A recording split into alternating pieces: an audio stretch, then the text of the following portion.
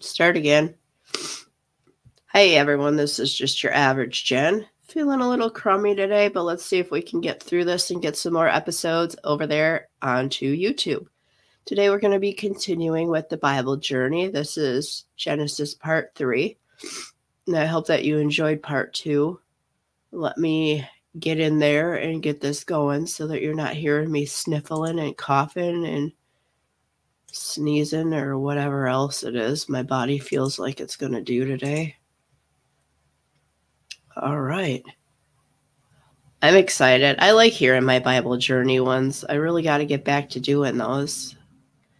I have a long way to go. I'm kind of stuck right now because there's like another lineage line, and it's always hard for me to get past that to continue going with the story. All right. There we go.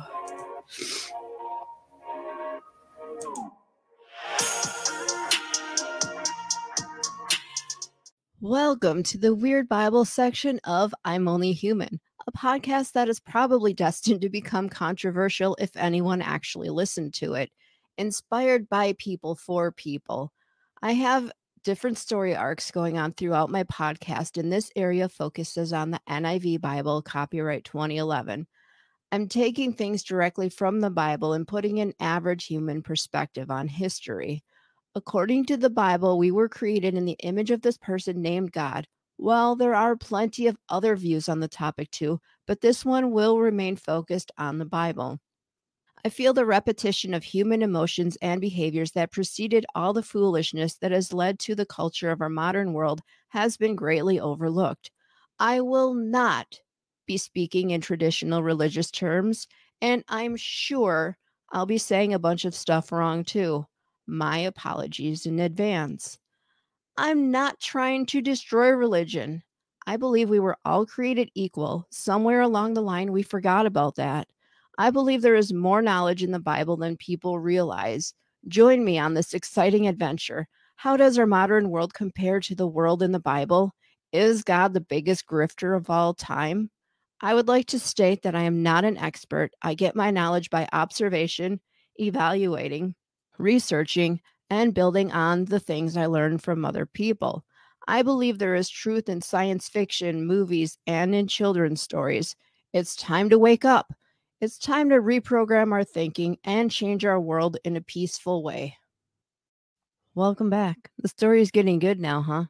So I left off with God being upset. He said that he regretted creating humans and he was going to destroy all of mankind because they were all so corrupt. I can't say I blame him. We aren't any different now than they were back then. God's experiment had failed. He was kicking himself for creating us after roughly a few thousand years of watching humans destroy each other. I don't think he anticipated that humans would become an unlawful society with no morals or regard for their fellow humans. I know that I feel irritated when my kids talk back to me and don't listen. I feel upset when I don't get the things that I want sometimes. I get furious at rude drivers that are on my tail or whipping in and out of traffic. I get livid at people that don't know how to merge or let someone into their lane. Construction zones have signs for a reason, fellow humans. Human drivers that have no regard for anyone else are the reason there are traffic jams in the first place. There are speed limits for a reason. It is out of respect for those that live in populated areas and for people that need to merge into traffic. Road rage mad is the type of mad I can imagine God at this point. Then there was probably that one person that pushed him over the edge. It was that one guy that had his radio up so loud that it hurts the ears of all the other drivers within a 10-car radius. And that was the last straw.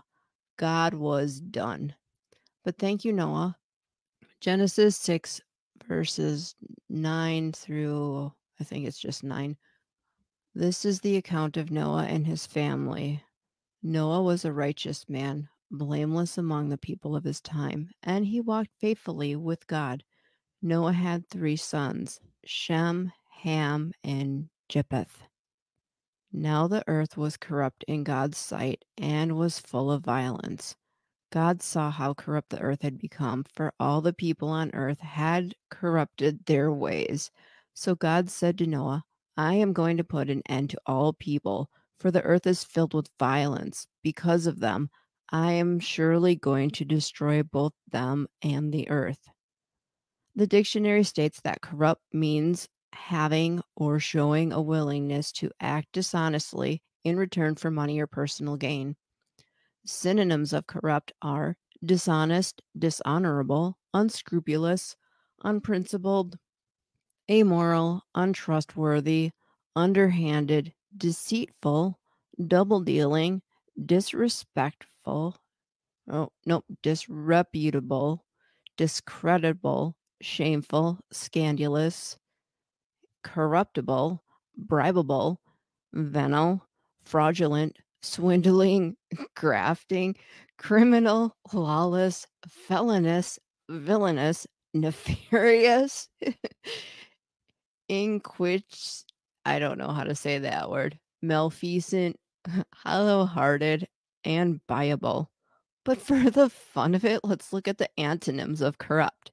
Huh, would you look at that? The antonyms are honest and law-abiding. Corrupt is also defined as causing to act dishonestly in return for money or personal gain. The synonyms of that are bribe, suborn, buy off, pay off. The antonym is purge. The third definition of corrupt means to change or debase by making errors or unintentional alterations. Synonyms are alter, falsify, manipulate, doctor, distort, adulterate, bastardize, dilute, contaminate, taint, tamper with, interfere with, or tinker with. I made up my own antonyms for this and I came up with leave it alone, don't touch it, don't open it without permission, stay away from, and keep quiet. The fourth definition of corrupt means to infect/contaminate. The synonyms are bribe, suborn, buy off, pay off, pervert, debauch, deprave, warp, subvert, debase, degrade, defile, sully, influence, demoralize, make degenerate, and finally to lead astray. The antonyms are purge and purify. Wow, again, all of those words mean corruptions. Is there any evidence of that in the modern world? I don't know many people that aren't corrupt. The thing that bothers most humans is that corrupt people are deciding our fate and we are willingly letting them do it. Maybe it's a good time to really start thinking about how people's actions don't match what they say. Do your actions match the things you try to portray about yourself? How many people claim to be living a Christian life and then go rape, murder, and steal? We have to get past our differences, people. Like it or not, we all live on the same planet. We are all connected. There is nobody on the earth that is better than anyone else on the earth. We are all human, no matter how powerful we let one man get. The opposite of corruption is so simple. Be honest, don't lie, purify things and thoughts, purge all the extra baggage you carry. You know who we don't vote for or who we don't want to be associated with? Honest people. People that aren't afraid to stand up for what is right, even when everyone around them is doing bad things. Would the world be boring without corruption? I don't know. Back to the story of God destroying mankind for being corrupt. God gave Noah detailed instructions on how to build an ark, what to put on the ark, and who can travel with him. Noah gathered his family and extended family, climbed on the ark that was full of provisions and animals. Genesis 7, verse 11 to 24. In the 600th year of Noah's life, on the 17th day of the second month, on that day all the springs of the great deep burst forth, and the floodgates of the heavens were open, and rain fell on the earth 40 days and 40 nights. On that very day, Noah and his sons, Shem, Ham, and Japheth, together with his wife and the wives of his 3 sons, entered the ark. They had with them every wild animal according to its kind, all the livestock according to their kinds, every creature that moves along the ground according to its kind, and every bird according to its kind. Everything with wings, pairs of all creatures that have the breath of life in them, came to Noah and entered the ark. The animals going in were male and female of every living thing, as God had commanded Noah. Then the Lord shut him in. For 40 days the flood kept coming on the earth, and as the waters increased, they lifted the ark high above the earth. The waters rose and increased greatly on the earth, and the ark floated on the surface of the water. They arose greatly on the earth, and all the high mountains under the entire heavens were covered. The waters rose and covered the mountains to a depth of more than 15 cubits. Every living thing that moved on the land perished: birds, livestock, wild animals, all the creatures that swarm over the earth, in all mankind. Everything on dry land that had the breath of life in its nostrils died. Every living thing on the face of the earth was wiped out. People and animals and the creatures that move along the ground and the birds were wiped from the earth. Only Noah was left and those with him in the ark. The waters flooded the earth for 150 days. End verse. I wanted to see exactly how big this ark was. Since God gave the dimensions of it, I looked it up. So 15 cubits is 22.14 feet. Now that I looked that up, 300 cubits long by 50 cubits wide by 30 cubits high, with lower, middle, and upper decks made of cypress wood and coated with pitch inside and out. 450 feet long by 70 feet wide by 45 feet tall translates to 33,750 square feet of space. This only matters if you followed all of that. Some people relate to numbers. God went all the way with this plan from January 17th till July 17th, 7 months later, 182 days in a boat with a bunch of animals. But the earth is still flooded. We all understand quarantine since COVID-19 was unleashed, but at least we were on dry ground when that happened. Genesis 8, verse 1 to 14.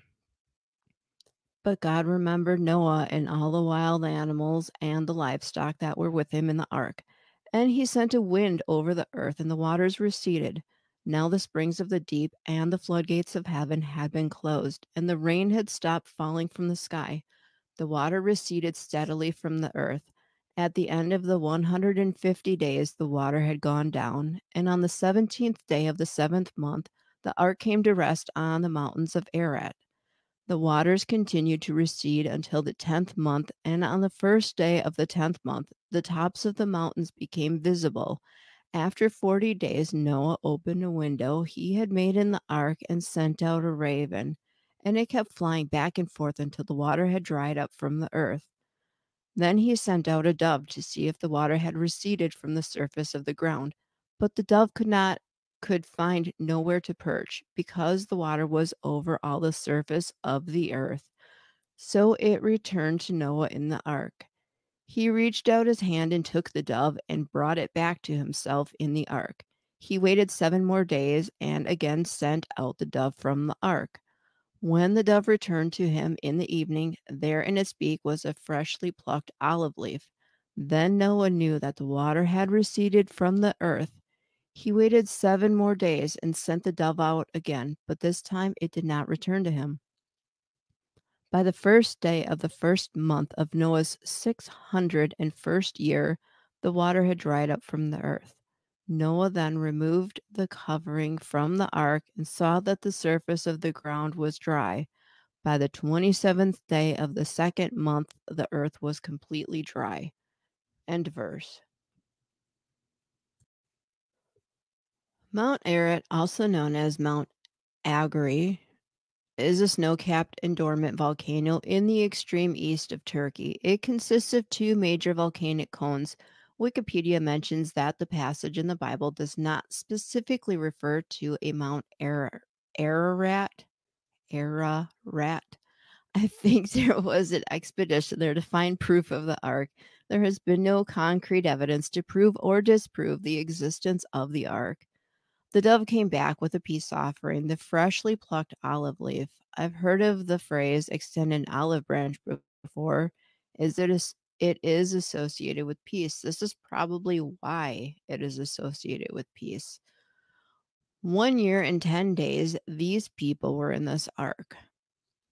Genesis 8, verse 15. I think it's got to be more than just that. Okay, Genesis 8:15, and I forgot what verse this goes to. So sorry about that. Then God said to Noah, quote, "Come out of the ark, you and your wife and your sons and their wives. Bring out every kind of living creature that is with you, the birds, the animals, and all the creatures that move along the ground, so they can multiply on the earth and breathe fruitful and increase in numbers on it." End quote. So Noah came out together with his sons and his wife and his sons' wives. All the animals and all the creatures that move along the ground and all the birds, everything that moves on land came out of the ark, one kind after another. Then Noah built an altar to the Lord, and taking some of all the clean animals and clean birds, he sacrificed burnt offerings on it. The Lord smelled the pleasing aroma and said in his heart, quote, "Never again will I curse the ground because of humans, even though every inclination of the human heart is evil from childhood. And never again will I destroy all living creatures as I have done. As long as the earth endures, seed time and harvest, cold and heat, summer and winter, day and night will never cease." End quote and end verse. This may have been a turning point. God makes a promise to never kill all of mankind by a flood again. He had come to realize that even though a human heart is evil from childhood, he didn't want to destroy mankind. Noah was faithful to God that whole time. He made a sacrifice of burnt offerings as soon as he was able to. Food generally makes people feel nostalgic. Why should it be any different for God? If we are like God, he has the same emotions as we do. I wonder if anyone has thought about it like that. I'm not saying we're equal to God. I'm saying that we aren't that different. He holds the secret to eternal life, and he does have a lot of power, so I guess he's too up on us. Moving along, Genesis 9, verse 1 to 16. So this is going to be a long one. Then God blessed Noah and his sons, saying to them, quote, "Be fruitful and increase in numbers and fill the earth. The fear and dread of you will fall on the beasts of the earth and all the birds in the sky, on every creature that moves along the ground, and on all the fish in the sea. They are given into your hands. Everything that lives and moves about will be food for you. Just as I gave you the green plants, I now give you everything. But you must not eat meat that has its lifeblood still in it. And for your lifeblood, I will surely demand an accounting. I will demand an accounting from every animal and from each human being, too. I will demand an accounting for the entire life. Oh, I will demand an accounting for the life of another human being. Whoever sheds human blood by humans shall their blood be shed. For in the image of God has God made mankind. As for you, be fruitful and increase in number, multiply on the earth and increase upon it." End quote. Then God said to Noah and to his sons with him, quote, "I now establish my covenant with you and with your descendants after you and with every living creature that was with you, the birds, the livestock, and all the wild animals, all those that came out of the ark with you, every living creature on earth. I establish my covenant with you. Never again will all life be destroyed by the waters of a flood. Never again will there be a flood to destroy the earth." End quote. And then God said, quote, "This is the sign of the covenant I am making between me and you and every living creature with you, a covenant for all generations to come. I have set my rainbow in the clouds, and it will be the sign of the covenant between me and the earth. Whenever I bring clouds over the earth and the rainbow appears in the clouds, I will remember my covenant between me and you and all living creatures of every kind. Never again will the waters become a flood to destroy all life. Whenever the rainbow appears in the clouds, I will see it and remember the everlasting covenant between God and all living creatures of every kind on the earth." End quote. And end verse. Although this happened, it didn't take long for human nature to start making things unruly again. So join me again to see what God did next. Sorry, folks, that's all there is for today. Join me next time where I continue the story. In closing, I would like to say that the opinions expressed here were strictly of my own making or by my guests. Take what you like and leave the rest. You may come to realize that you may not like me or what I want to share, but let's talk to each other, reason things out, but let there be no gossip or criticism of one another. Instead, let the fellowship of ethical human behavior and the serenity from positive human interaction help you grow and chill out, one experience at a time. I would like to thank my higher power for guiding me through this podcast. I hope to spread the message of love, hope, and understanding by touching one life at a time. If you like this podcast, please like and share it. Comments also help other struggling people find it. I am also listener supported, and if you would like to contribute, please feel free to do so. There is no obligation. If you would like to share feedback, you can email me at averagehumanbeing1875@gmail.com. There is also a link you can click if you'd like to send a voice message and add to the content of the show.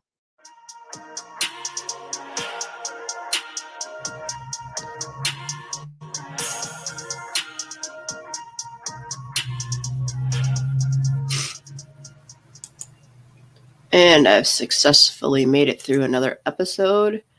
Yeah, it's unprofessional. I'm coughing and blowing my nose, but what can you do? I'm sick. I just want to get this done. So join me in a few more moments or whenever you feel like it for another episode. I think that we're moving beyond Bible journey because I like to mix it up. So come again and we'll see what's in store.